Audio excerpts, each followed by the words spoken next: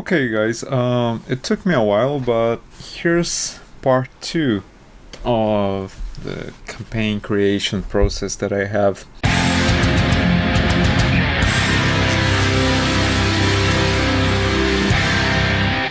Robot Guide to RPG. What did we establish? Well, first things that we are only going to have two gods, Bonum and Malum. Which one is good and it has a life domain. The other one is evil. I don't care about the domain because I will not let my PCs use evil characters. So even if I need to have a domain for this god, I could call a death domain. I could make it. And we are doing this because we are using the SRD, and the SRD only has a life domain. Next, we are here on the NPCs for the city. The city will be called Blackwall, and we are going to use that map that we got from Appleweek. And here I just went over and I named the main NPCs. So we have mayor, tavern keeper, barmaid, blacksmith, merchant, and so on and so forth. And I also gave each of these characters a trait, so I can kind of like, if something happens during the conversation, I can kind of act like that guy. I can decide what that guy would do on certain situations that might or might not come into play. And I also have the alignment for each of these characters. Note that the militia captain of my campaign, my city, is lawful evil. So what does that mean? It means that maybe he would probably accept bribes, maybe, or maybe not. Maybe he thinks that bribes are not something that should be acceptable, but he would not mind like torturing somebody that he thinks committed a crime or something like that. Or he might even be plotting to overtake the mayor. I don't know yet. Those things will come into play. We also have another lawful evil character, which is like a noble. Charmides, Quintilius. How to say the names, I can decide on the go or beforehand. But I just used that name generator that we used last time. So we have traits as well, and we kind of, it's just guidelines. So the mayor is a coward, this guy is not social, this farmer always tries to help, etc., etc. And there might be a time that the players will meet an NPC and you don't know the name, so I just went ahead and named a bunch of male and female NPCs, and I have another column here called NPC. So for instance, let's say that they find a beggar and it's a male beggar, and this beggar, they gave a coin to this beggar and told this beggar, keep a watch here and tell me if something weird is happening. So you can just, like, the NPC will probably ask, okay, so what's your name? And you say, it's Rogerius. My name is Rogerius.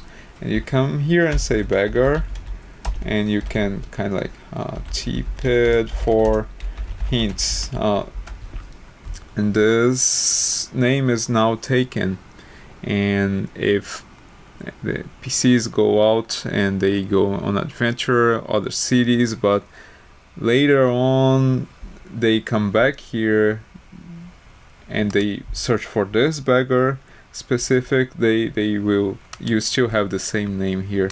And you can even like right here, Blackwall, or you can keep one list of names like that for each city. So this here is the city NPCs black wall, and you can have like city NPCs Sunderdale and things like that.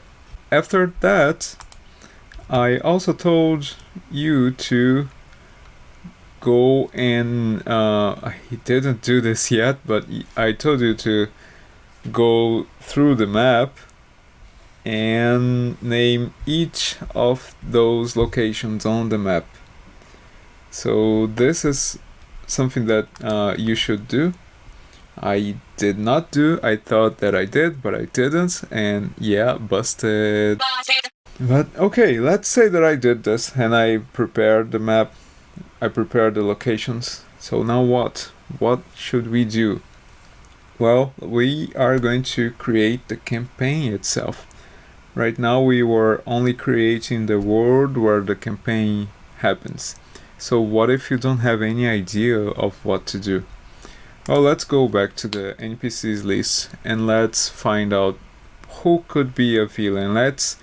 Let's keep this campaign very small. Let's say that it's a small campaign, like with 5 adventures, basically that. And so right now we have 2 evil characters. We have a noble and we have a militia captain. What we could make is those 2 guys could be the villain of the campaign. Your villain doesn't really need to be like an evil wizard, an evil knight, or an evil paladin. It could be like one of those NPCs. So let's then check it out. I've just used this website called Fast Character. It's a character generator, and I'm using it for the militia captain. So I'm making it a level 5 warrior, a level 5 level 5 fighter. And what this means is that if the players try to kill this guy right at level 1, they will have a very hard time and they might not make it. So one thing that you should do right at the beginning is that if you don't want a character to die, an NPC to die, just make it very, very powerful. That will come with some other stuff that I will talk about soon. Let's just go over this character sheet first. Well, it's a random character. It was randomly generated, which means that I didn't even control. If you have the time, if you want to control each and every aspect of the character, you can go over and create your NPC. Now I will have then 2 main villains for the campaign, those 2 evil characters, the noble and the militia captain. And I still don't have a story for it, so I'm making the characters, and the characters will with the characters, the story will come to you know, it will kind of generate itself. So let's go over the features and traits of this character. Well, first it's lawful evil, and it says here, I take what I want up to the maximum allowed by law or loyalty, promoting order and control over others. This is the perfect description for a militia captain. So it will always follow the law because he's lawful, but he will always try to get whatever he can. So for instance, on that example that I said, if someone tries to bribe him, he probably will not accept, and he will probably arrest that guy, torture that guy, and things like that. And because he wants to promote order, he is perfect for this position, for the militia captain. So he has a soldier background, and which means that he has a military rank. And those things were chosen randomly, so it kind of matches, and I can kind of use these to have an idea of the character. And I can change that, but I will just leave it like that because it's pretty interesting. Like, he is a reformed bandit leader, doesn't want to live forever. So before being a militia captain, he probably was a bandit, and he knows the way around the bandits. And so that he kind of noticed the disorder inside the bandit group, and he decided to join the guards. Or maybe he was like, maybe the bandit group is the guard of this city. You know what I mean? He was a bandit, and he started to protect the people that was living around, kind of like a Robin Hood kind of thing. And when they had enough power to kind of protect the city, the mayor may have contracted them, and he kind of took to himself this, okay, now I am the order, I am the law, I can protect this. This really is what I was meant to be. I was an outlaw, but now I see the truth. He might be like that. So the ideal of this character, the poor are the poor because they are weak.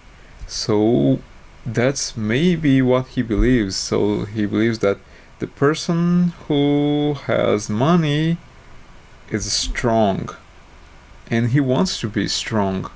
So we already have something that will link him to the noble. Bond serves with childhood rival. So this might be like his childhood rival could be someone who was with him at the bandit camp, things like that. And the flaw, drunk before every battle. This could be an interesting trait, so I will leave it like that. Like, the players might always see him at the tavern, at the inn, drinking and playing games and things like that. So yeah, basically that. The rest of the character sheet, I will not look at it right now, but you can kind of like be careful with this character because he will be the villain. So this is Godefridus Nigrinus, or something like that. Okay, now what about the noble? I don't really need to make a character sheet for the noble because he probably doesn't know how to fight. If he does know how to fight, you would have to make a character sheet. But in my case, he will not know how to fight, and we can just use basic stats for this character. If somehow this guy goes up to fight somebody, so strength 10 or even 9 and things like that. Okay, so with those two characters, now what would we do? Well, let's add a sheet, and let's call this sheet campaign outline. Let's rename here campaign. It's too long, so campaign outline. So we have the villains. Villains are the militia captain and the noble. So what is their goal? We can make something like high fantasy with magic and monsters and dragons, or we can make something more realistic, and they want more power, they want wealth. So which type of campaign you're going to create is up to you.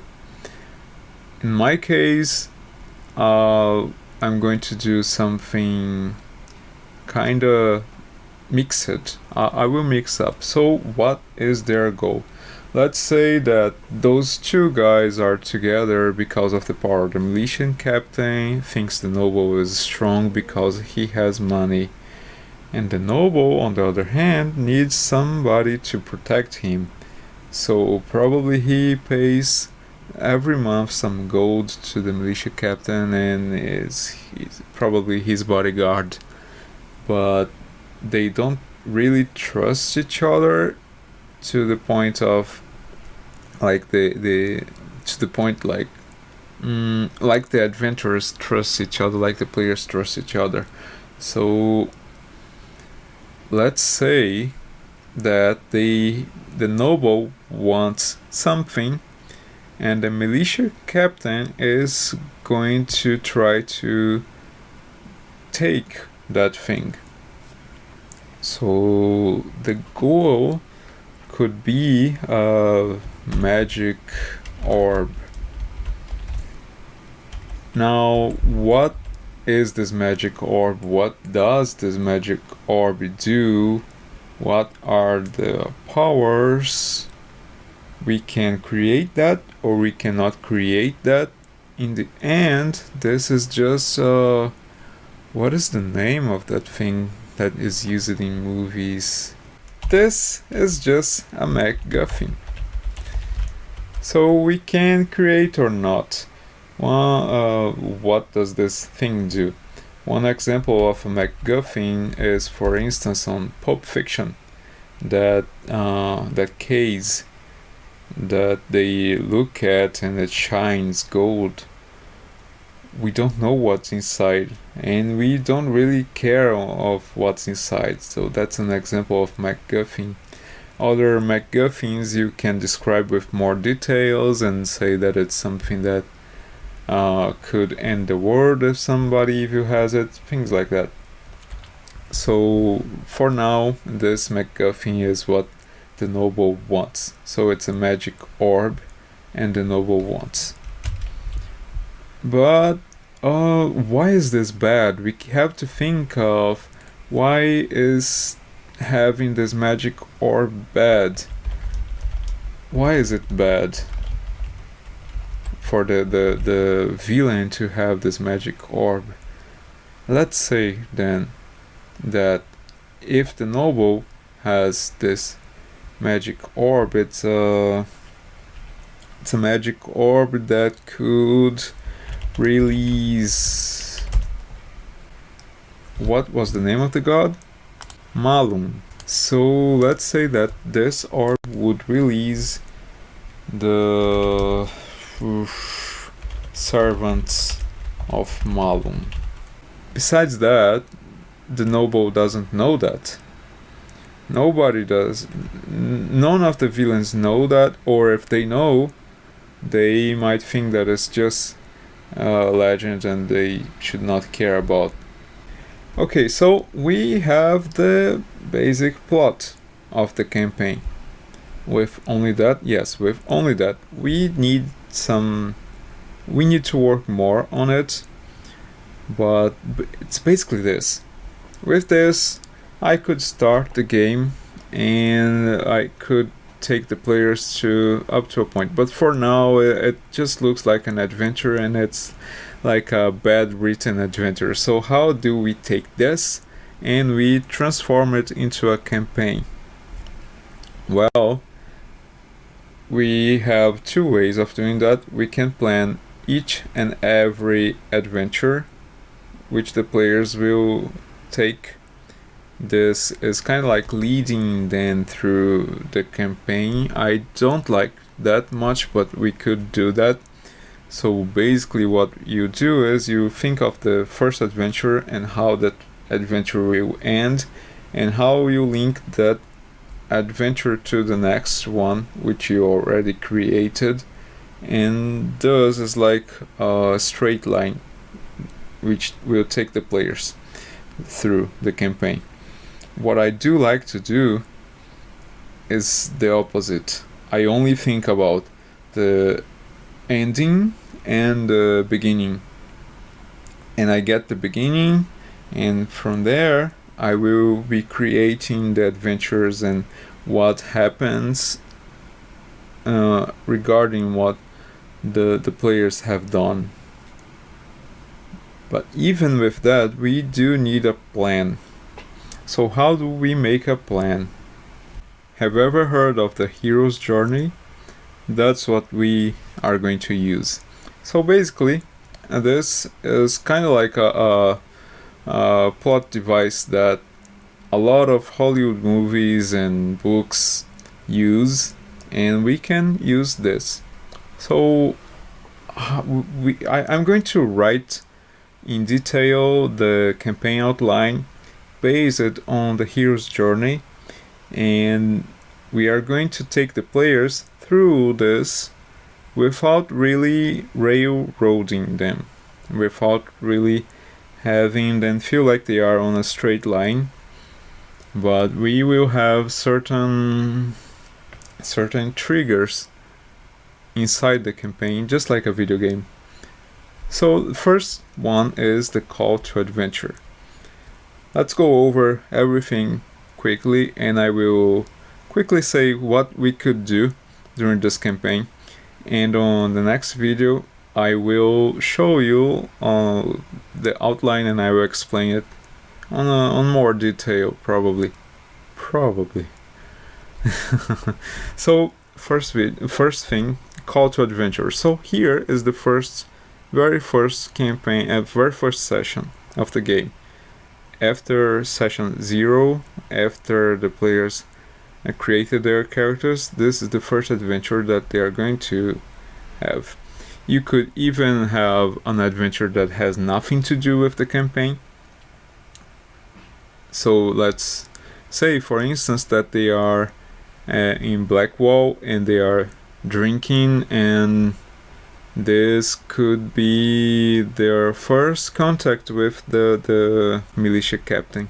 They could, for instance, see the militia captain drinking and seeing someone fighting, and the militia captain go there and break the fight and throw both guys into jail. This could be kind of like presenting the character, the villain, without the players knowing that guy is the villain of the story. What could happen then? If the players try to intervene, the militia captain is a level 5 fighter, so they would probably lose, and you have to make them lose so they can see how strong this guy is, and then they are thrown into jail. And thus we can use that plot hook, we can use that to continue the adventure, or they might not do anything. The thing is, at some point they are going to, for instance, be called to clean up a goblin cave, something like that. And the goblin cave has nothing to do with this story, or maybe it has, but here the heroes are kind of like starting to know this city, starting to know everything that happens here in the city, and they might like be, on the example that they are thrown into jail, the militia captain might go there and say, okay, so you are arrested, you are in jail now, but there's a cave here, and we have recently started to have a goblin problem. I don't want to risk any of my guards there, so you have two options. You're either going to be in jail for a while, or you can go there, clean up, and we forget that this happens. This could be one option. Another option would be that somebody posted a notice that something is missing in the cave, or something that will take the players to this goblin cave and back. Okay, so this is the call to adventure. They are presented to something, and inside the cave they will figure out something about the magic orb Okay, think like in Star Wars when Luke Skywalker finds the droids and there's a message inside the droid. That is the call to adventure. In this case, they might find a clue about the magic orb inside the cave. Then comes the supernatural aid. The supernatural aid will be something that is not really it's not really something that they have control over. This supernatural aid is put together with the helper or mentor. Let's think about Star Wars. This is when Obi-Wan Kenobi reveals himself and saves Luke Skywalker from the Sand guys, from the Sand people. And that at that point, Luke Skywalker was helped by Ben Kenobi, and he becomes a helper, a mentor for him. And this is the threshold for the transformation. This is where he begins to transform himself.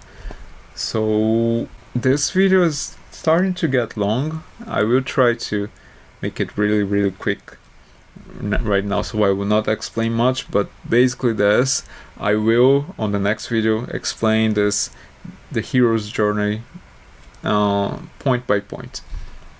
So let's say that in the cave they have problem there, or maybe yes, let's say that they have a problem over there, and once they reach the last chamber, they find a book with talking about the magic orb, or they may have found a piece of equipment that is related to the magic orb, but then they are surrounded by goblins in a way that they won't be able to fight, and they try to fight back. Let's say that they try to fight back. They always do. Sometimes they run, but whichever is the case, let's say that they fall and drop to 0 hit points or almost 0 hit points, and they see somebody arriving and using that piece of gear on a way that saves them. And then they are here at this stage with the mentor, and this guy tells them a story about magic orb and what could happen if somebody happens to find, and then tell them that that object is actually a key to use the magic orb. Here you go, we just figure out what this object is. And then during the campaign they find out this revelation.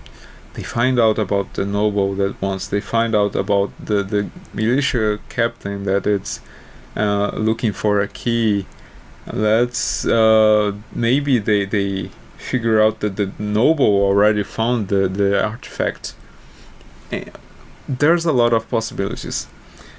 So here at this point they will probably make a lot of mistakes, they will probably fail on some stuff, and that will kind of trigger something inside them, and they start to get stronger, and they go over this phase of atonement, which will kind of like change the way they think. They will then face the militia captain, the noble.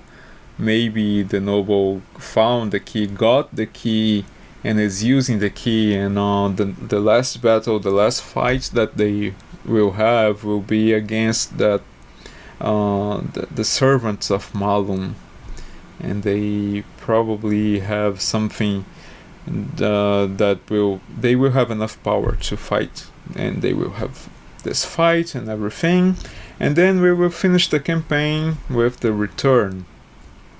After fighting that, what was the name of the other god? I forget. It's Bonum.